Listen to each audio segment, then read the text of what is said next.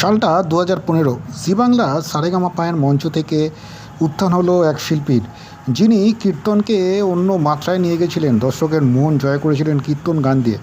কথা হচ্ছে এই মুহূর্তে সবচেয়ে চর্চিত সঙ্গীত শিল্পী তথা তৃণমূল কংগ্রেসের প্রাক্তন বিধায়িকা অদিতি মুন্সিকে নিয়ে সাম্প্রতিককালে একাধিক বিতর্কে জড়িয়ে পড়েছেন সঙ্গীত শিল্পী তথা প্রাক্তন বিধায়িকা অদিতি। মূলত তার তার বিরুদ্ধে এবার একের পর এক বিস্ফোরক অভিযোগ করলেন সেই সময় সারেগামাপার চ্যাম্পিয়ন অফ দ্য চ্যাম্পিয়ন সঙ্গীত শিল্পী সৌম্য চক্রবর্তী। তিনি গতকাল তার যে জানা গিয়েছে, তিনি যেটা জানিয়েছেন সামাজিক মাধ্যমে, অডিশন দেওয়া বা অন্য সমস্ত ভাবে নাকি সারেগামাপা তাকে ঢুকতে সাহায্য করেছেন তার সোকল কোনো এক প্রেমিক। তাকে নাকি জীবন থেকে একটা সময় অদিতি সরিয়ে দেন। আর কার্যত যে আমাদের সেই সময় সারেগামাপার যে স্ক্রিপ্ট রাইটার ছিলেন, তাকেও নাকি বিভিন্নভাবে প্রভাবিত করেছিলেন এবং তার সঙ্গে একটা সম্পর্ক গড়ে তোলার চেষ্টা করেছিলেন, যেভাবে হোক তাকে প্রভাব খাটিয়ে যেন সেই রিয়েলিটি শোতে জয়লাভ করতে পারেন সঙ্গীত শিল্পী অদিতি। যদিও এই সকল অভিযোগের কোনো রকম প্রত্যুত্তর পাওয়া যায়নি সেই সময় অদিতি মুন্সির থেকে। এই মুহূর্তে অদিতি মুন্সির কিছু বলতে যাননি।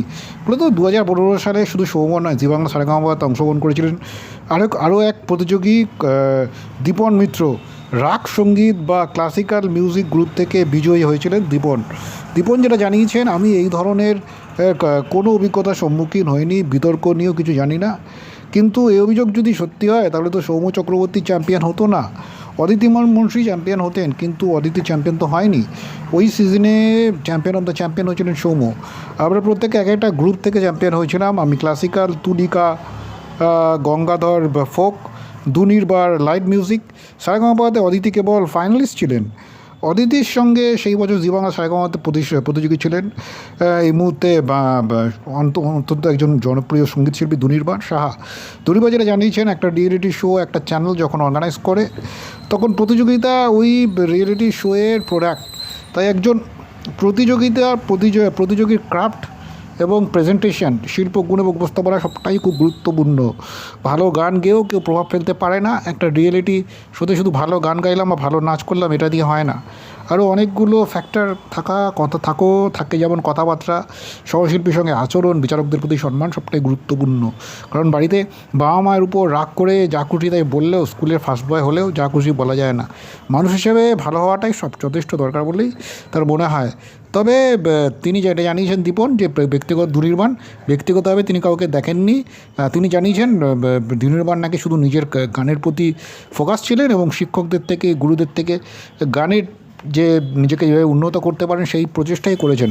অপরদিকে সঙ্গীতশিল্পী শোভন গাঙ্গুলি সে বছরের অন্যতম প্রতিযোগী ছিলেন।